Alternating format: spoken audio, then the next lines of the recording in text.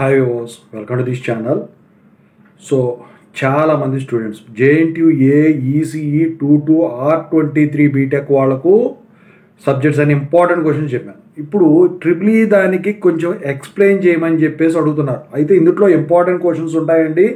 ఏమేం చదువుకోవాలి, ఎలా రాయాలో కూడా చెప్తాను. అన్ని సబ్జెక్టులు కలిపి ఒక వీడియో చేస్తున్నానండి, ఎందుకంటే అంత టైం లేదు కాబట్టి అన్నీ కలిపి చెప్తున్నాను.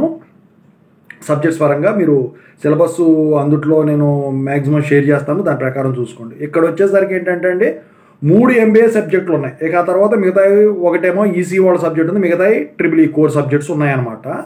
సో ముందు సీరియల్లో చెప్పుకుంటూ వస్తాం. ముందు 3 MBA వాళ్ళ సబ్జెక్ట్స్ ఉన్నాయి కదా, వాటి మెఫాతో మొదలెట్టి. సో ఈ వీడియోని ఖచ్చితంగా అయితే షేర్ చేయండి. ఇంతవరకు ఈ ఛానల్ సబ్స్క్రైబ్ చేసుకున్నట్టు సబ్స్క్రైబ్ చేసుకుని టెలిగ్రామ్ గ్రూప్లో జాయిన్ అవ్వండి. మీకు ఇంకా డౌట్స్ ఉంటే కాల్ మీ ద్వారా కాల్ చేయొచ్చు. కాల్ మీకు ద్వారా చేయాలంటే కాల్ మీ యాప్ ఇన్స్టాల్ చేసుకోవాలి, అందులో ఉంటుంది టెలిగ్రామ్లో. వీటితో పాటు వీడియోస్తో పాటు పెడుతున్నాం. ఇక టాపిక్లో వెళ్తే టైం వేస్ట్ చేయకుండా ఫస్ట్ సబ్జెక్టు మెఫా సబ్జెక్టు కూడా MBA వాళ్ళదండి. ఇది మీరు ఎలా పడితే అలా రాస్తే వాళ్ళు పేపర్ వాల్యుయేషన్ అయితే ఈజీగా చేయరు. నేను ఖచ్చితంగా చెప్తున్నా, మీరు ఎంత ఎక్కువగా ఎంత కంటెంట్ క్లియర్గా అక్యురేట్గా రాయగలిగితే అన్ని మార్కులు వస్తాయి. సెంట్ అవుట్ ఆఫ్ సెంట్ రావడం అనేది హైలీ ఇంపాసిబుల్. ఓకేనా? సో ఇక్కడ వచ్చేసరికి ఫస్ట్ యూనిట్ చూసుకుంటే మేనేజరల్ ఎకనామిక్స్. ఇందుట్లో వచ్చేసరికి ఏంటంటే కంప్లీట్గా మీకు థియరీనే ఉంటుందండి. ఇందుట్లో మహా ఇచ్చిన మీకు ఏమిస్తాడు, what are the functions of manager, what are the advantages of manager అని చెప్పేసి ఇలా ఇస్తాడనమాట. షార్ట్ క్వశ్చన్స్ అయినా ఎస్ఏ క్వశ్చన్స్ అయినా. అయితే ఇక్కడ మీరు గమనించాల్సింది ఏంటంటే షార్ట్ క్వశ్చన్స్లో what is meant by demand elasticity అని చెప్పేసి, what are the different types of demand elasticity అని చెప్పేసి అడుగుతాడు. ఇక ఎస్ఏ క్వశ్చన్స్ పరంగా చూస్తే state and explain the functions of manager and what are the factors governing the forecasting అని చెప్పేసి ఇస్తాడనమాట. సైడ్ ఎడిటింగ్ రాసింది, మిగతా కంటెంట్ నింపినంత మాత్రమే మార్కులు పడవండి. MBA వాళ్ళది మొత్తం కంటెంట్ ఉండాలి. ఇక అది యూనిట్ 1లో అలా ఉంటే, ఇక అందుట్లో యూనిట్ 1లో ఇంకోటి ఏంటంటే compare financial accounting versus financial management అని చెప్పేసి అడుగుతాడండి, ఖచ్చితంగా అడుగుతాడు. ఇక యూనిట్ 2లో చూసుకుంటే ఏంటంటే ప్రొడక్షన్ అండ్ కాస్ట్ అనాలిసిస్. ఈ ప్రొడక్షన్ అండ్ కాస్ట్ అనాలిసిస్లో వచ్చేసరికి మీకు నాకు తెలిసి క్వశ్చన్స్ ఎలా ఉంటాయరా అంటే, ఇందులో ఇంపార్టెంట్ ఏంటో తెలుసా, బ్రేక్ ఈవెన్ అనాలిసిస్ మీద ఖచ్చితంగా వస్తుందండి. బ్రేక్ ఈవెన్ పాయింట్ కనుక్కోమనొచ్చు, లేకపోతే దాని గురించి థియరీ ఇవ్వచ్చు. బ్రేక్ ఈవెన్ అనాలిసిస్ ఎక్స్ప్లెయిన్ చేయమని గ్రాఫ్ ఉంటుంది కదా చిన్నది క్యారెక్టరిస్టిక్, ఆ బ్రేక్ ఈవెన్ పాయింట్ రిప్రజెంట్ చేసి రాయాలండి దాని గురించి. అయితే లిమిటేషన్స్ అవన్నీ కూడా ఉంటుంది. ప్రాబ్లమే ఇస్తాడు నాకు తెలిసి. ఓకేనా? సో అది బ్రేక్ ఈవెన్ పాయింట్ మీద కనుక్కోవడం మీద అడుగుతాడు. ఇక ఎస్ఏ క్వశ్చన్స్లో అది అడుగుతాడు. షార్ట్ క్వశ్చన్స్లో వచ్చేసరికి what are the functions of production analysis, what is the functions of cost analysis, what are the advantages అని కూడా అడగొచ్చు. అయితే ఇంకా ఎస్ఏ క్వశ్చన్ వచ్చేసరికి state and explain the following, short run production function, long run production function అని అడగొచ్చు. ఇంకా short question వచ్చేసరికి ఏంట్రా అంటే what is meant by cost analysis, what is meant by break even point అని చెప్పేసి అడుగుతాడు. సో షార్ట్ క్వశ్చన్లో ప్రాబ్లం ఇవ్వడు. ఇక యూనిట్ 3 బిజినెస్ ఆర్గనైజేషన్స్ అండ్ మార్కెట్లో వచ్చేసరికి ఏంట్రా అంటే, ఇందులో ఇంపార్టెంట్ ఏంటంటే మోనోపాలిస్టిక్ కాంపిటీషన్ ఒకటి, what is partnership, what are the different types of partnerships అని కూడా అడుగుతాడు. షార్ట్ క్వశ్చన్ పరంగా చూస్తే what is meant by sole proprietary అని చెప్పేసి ప్రొపరైటర్షిప్ అంటాడు, ప్రొపరైటర్షిప్ అంటాడు. Give some examples of joint stock companies అని చెప్పేసి అడుగుతాడండి. ఇక ఎస్ఏ క్వశ్చన్స్ మోనోపోలిస్టిక్ కాంపిటీషన్ చెప్పాను కదా, టైప్స్ ఆఫ్ పార్ట్నర్షిప్ చెప్పాను కదా, ఎక్స్ప్లెయిన్ ది ఫాలోయింగ్ అని చెప్పేసి ఏ క్వశ్చన్ ఏమో sole proprietary, B question partnership, C question joint stock companies అని చెప్పేసి ఇస్తాడండి. ఇక ఇస్తే what are the different pricing methods and strategies used in business organization అని చెప్పేసి అడుగుతాడు. యూనిట్ 4 చూసుకుంటే యూనిట్ 4లో వచ్చేసరికి క్యాపిటల్ బడ్జెటింగ్.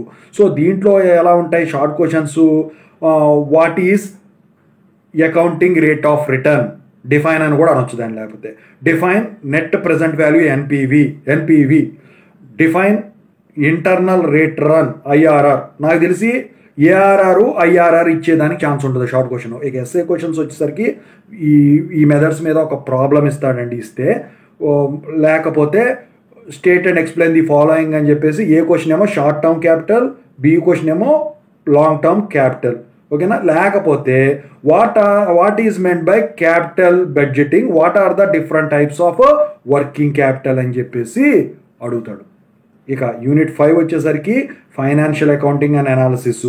ఇందుట్లో వచ్చేసరికి ఇంపార్టెంట్ ఏంటంటే బ్యాలెన్స్ షీట్ అంటే ప్రాఫిట్ అండ్ లాస్ అకౌంట్ ఉంది కదా, balance sheet with simple adjustments అని, దాన్ని బ్యాలెన్స్ షీట్ ప్రొఫార్మా అంటారు. దాని మీద ప్రాబ్లం ఇస్తే కొంచెం టఫ్గా ఉంటుంది, కానీ ఈజీగా ఉంటుంది, పెద్దగా ఉంటుంది. ఇస్తే ప్రాబ్లం ఇస్తాడు, లేకపోతే దాన్ని ఎక్స్ప్లెయిన్ చేయమని చెప్పేసి అడుగుతాడండి. What is meant by profit and loss account.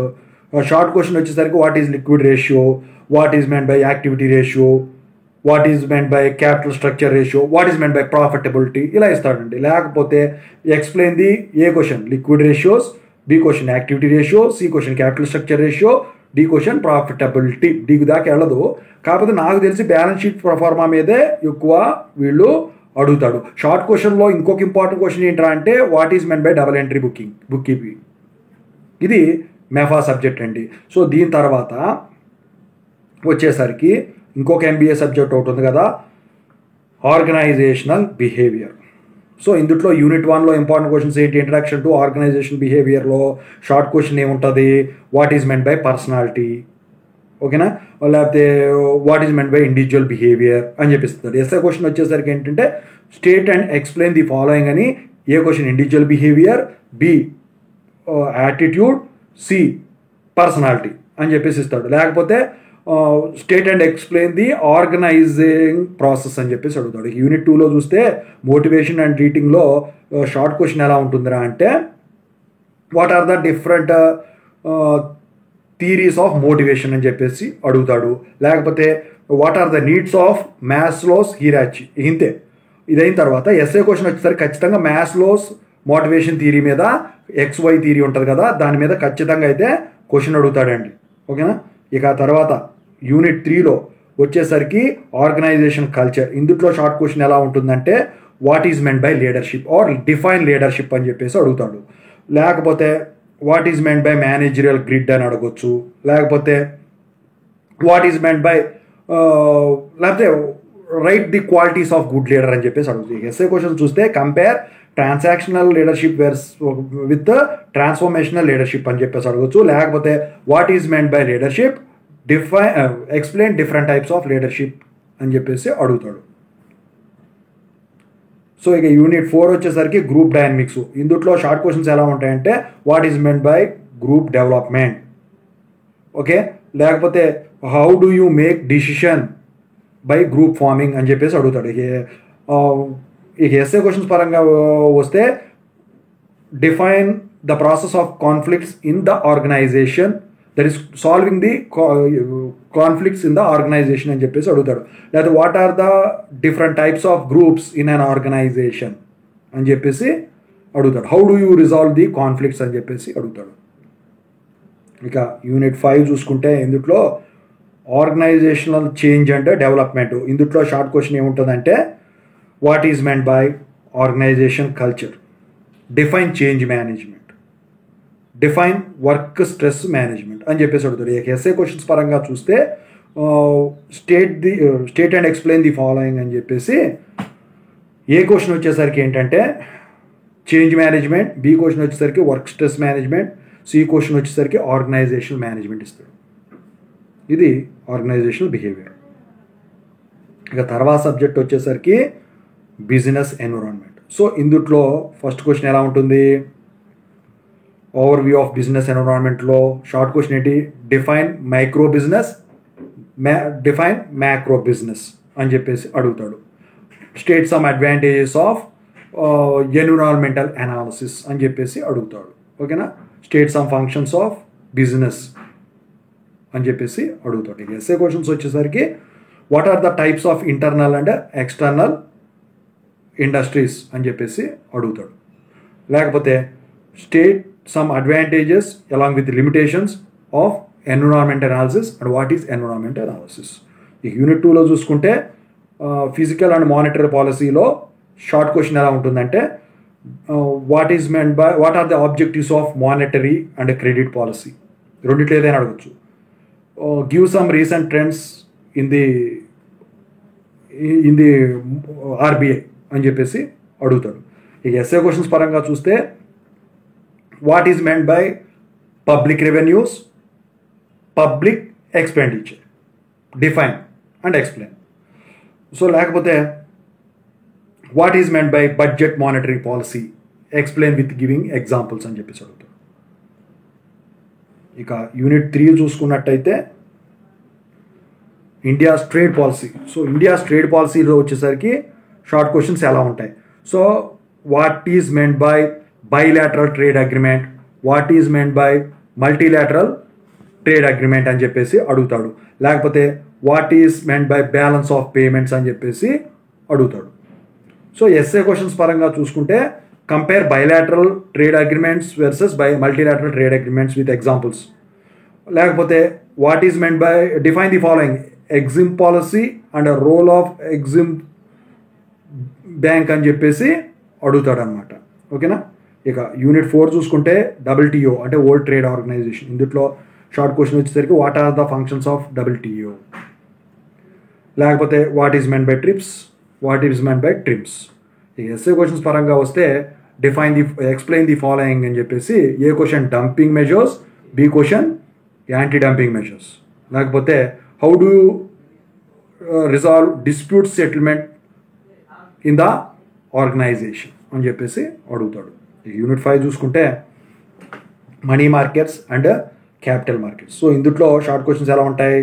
What is meant by SEBI, give some examples of SEBI, what are the objectives of financial systems, Indian financial systems, ఇలా అడుగుతాడు. ఎస్ఏ క్వశ్చన్ పరంగా చూస్తే how do you protect investor in stock exchanges అని చెప్పేసి, లేకపోతే what is the role of SEBI అని చెప్పేసి అడుగుతాడు.